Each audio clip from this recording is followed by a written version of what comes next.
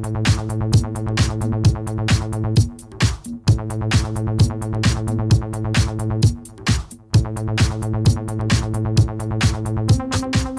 this year for the festival, we of course have, hundreds of filmmakers coming from all over the world to be here.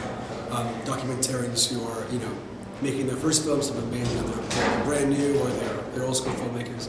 This year I think we had about 2,000 delegates, the industry delegates at the festival, and I think we probably, the growth has been sort of going up and up and up over the years, but I think we've now reached the limit of what we want at the festival really.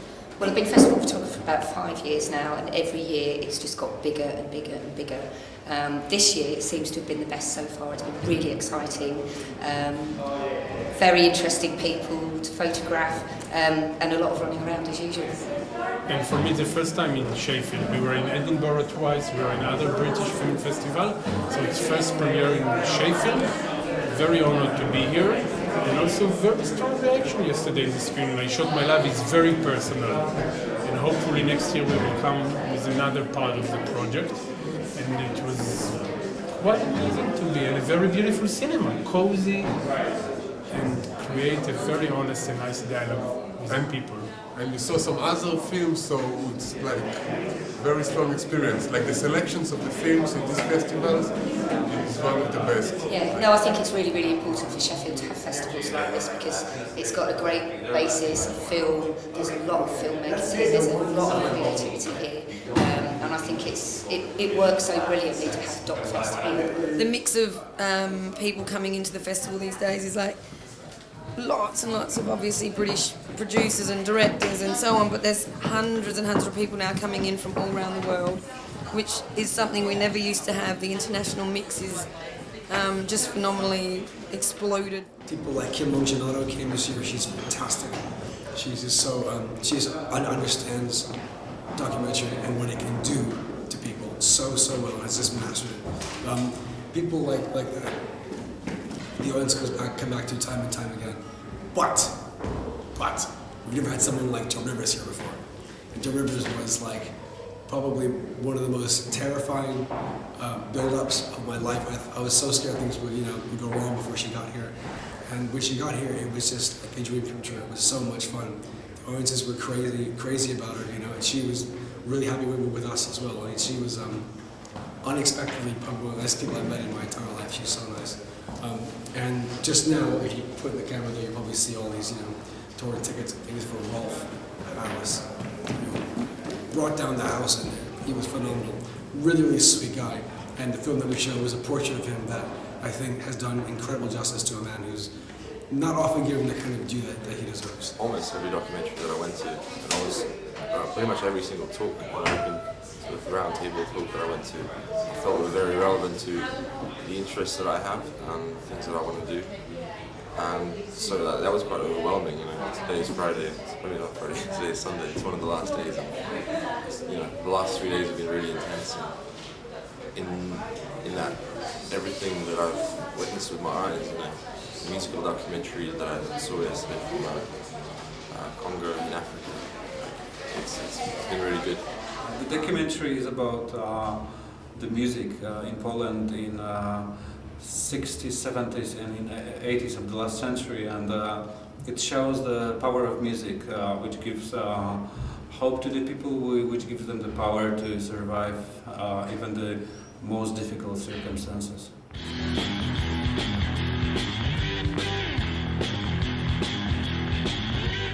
The other thing I'm really happy with is the number of young delegates.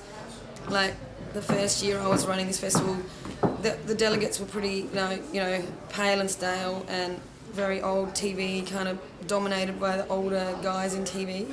But now it's like there's just so many young delegates around and people just coming up to me all the time just telling me that they've found this week so inspiring. They've met people that have just, they know has been the break they wanted to have. They met the filmmaker they needed to meet, or they met the buyer, or maybe they met another director or a producer or a cameraman or an editor, and it's just all about the connections that go on all week. There was a very big distributor who came to the screening, which was very good for us. It's always better to watch a film on big screen with the live reactions of the audience. it makes a big impact. And it's very international film festival, so people from China, people from Africa, people from East Europe, people from North America came, and they all were very excited. So for us it's very interesting to talk to them afterwards. Well, I love Docfest. It's my second year. I wish I could say I've been here more. I was based in Canada previously. I'd heard about it and I'd heard good things, but maybe the best thing I can say is that I was very good at recommending the festival to other contacts of mine who work in film, two of whom arrived this year and have equally rave reviews of it. You know, I've now done 11 of these since I started back in 2000, and you can see the huge jumps that there have been in terms of particularly in projection, the quality of the image of the films that we share, because there's a hell of a lot more high definition that's coming in now. So you get a lot more quality, the formats are a lot smaller, more compact, quite a lot easier to handle as well. Because we used to run a lot more 35mm when we started back in 2000. About 2/3 of the festival was on 35mm when I started. And now the majority is on tape or digital. And we have very few actual prints. I mean, it's almost over, but the highlights are probably things like Losing My Voice was really, really special. The other thing I think that really moved me was seeing so many, full cinemas full of people. Even on a Sunday, they were packed. Hearing people laugh like they have laughed at this festival, I've never heard that kind of thing before. But the discussions people have been having afterwards, people would say to me they go out for dinner and they have a film and we're talking for the last 3 or 4 hours, That's what's really made me feel like the Docfest is making a difference and making filmmakers feel like their films are touching people, It's a great experience to see the so-called cold British people getting very emotional when they see the film and the reactions of them. It's very nice, and also the meat market is very effective, so altogether it's beautiful days. So the meat market is a unique way of having a pitching forum that's all about one-to-one meetings. So rather than big public presentations, everyone has pre-arranged one-to-one meetings. So we had 64 projects being pitched. We'll start taking project submissions at the start of January, and then they'll be open until the start of April. So pretty soon we'll be taking ideas again. A lot of academic works that people do just get, they don't really get distributed, they get shelved, so maybe your friends will see the stuff that you've written, maybe your teachers, and the same goes for a lot of PhD work actually, and I feel like, within the realms of anthropology things stay aside, whereas with documentary work you can actually spread the message and information out further, and to me, the two have certainly, there's a lot of elements in me. I think that it is not a popular medium, but I think it's a kind of environment of the people who really are interested in the world, in what's going on, not only following the headlines in news, but finding what was interesting in the history and what is, and it's a kind of portraying a real life of people in different parts of the world. So I think it is a kind of global social memory that we get through the documentary. Documentary is really important. We need it to represent the different things that go on in people's lives.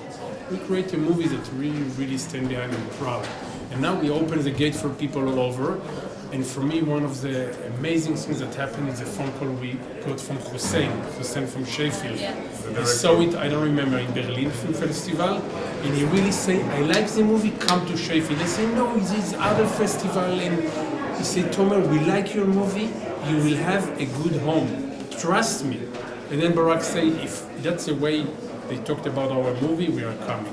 And we are here, and now we are going to Q&A with the audience. The film hadn't been shown here, and I showed it at the Portobello pop-up cinema in West London, and as a consequence someone there saw it who recommended it to this festival.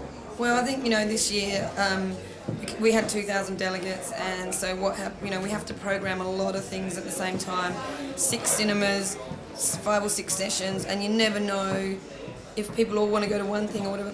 One of the most satisfying feelings as you're walking around the festival when your team has worked so hard all year to make it work, is going around and seeing all the venues at the same time full. That one's full, that one's full, that one's full, that one's full. It's like, oh my God, it's all working, and it's working like clockwork. And you know, we didn't have explosions of disasters going off. And a few years ago, we spent the whole week in damage control, fixing problems, and now we just walk around going, where are all It's the just problems? been such an amazing, smooth year, and just seeing how happy everyone is. Everyone's just really loving it, and they're loving watching documentaries and talking about them. It's just a real sense of love. And there's, you know, I mean, seriously, we're in a recession.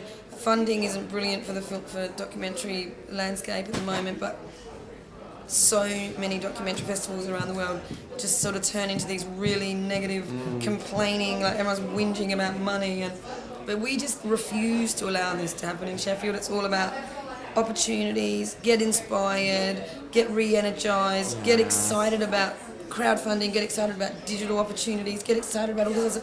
Not, you know, don't, if you want to complain, just don't come, you know, because it's like, this is not a festival of whingers. We are here to inspire people, and when I just see hundreds of people looking so happy, and you know, like, we have great parties, and it's not just a you know, it is actually a serious part of the business to come here and celebrate together, because documentary is quite a lonely industry to work in. You know, people really work quite isolated, and they come and celebrate all together in Sheffield for a week, and that's why everyone's on the dance floor all night, because you know, we are here to allow everyone to just go, yes, you know, it's a reunion for everyone.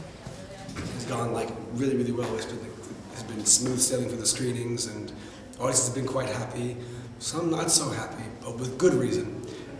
We've had like plenty of amazing feedback from people, as you'll see on the board behind me, Twitch feeds. So I think we're going to just take the recipe we've done this year, because now it's like gotten really, really great. It's gotten to be, you know, where people want it to be, and it's a bit like a meal, like a recipe. As you just, you know, you keep making it and you get it and you kind of perfect it. But then next year, I'm just gonna tweak it to make it a little bit spicier, I think, just to make it more of our own. Because next year it's June, so we're gonna do things for the outside. We're gonna do more public screenings in like crazy places, maybe swimming pools. We're gonna do screenings in like the train station or something. Or I want to do screenings that come out of the cinemas and go involve people of Sheffield more, and make it more of a, make it even more ingrained as part of the city's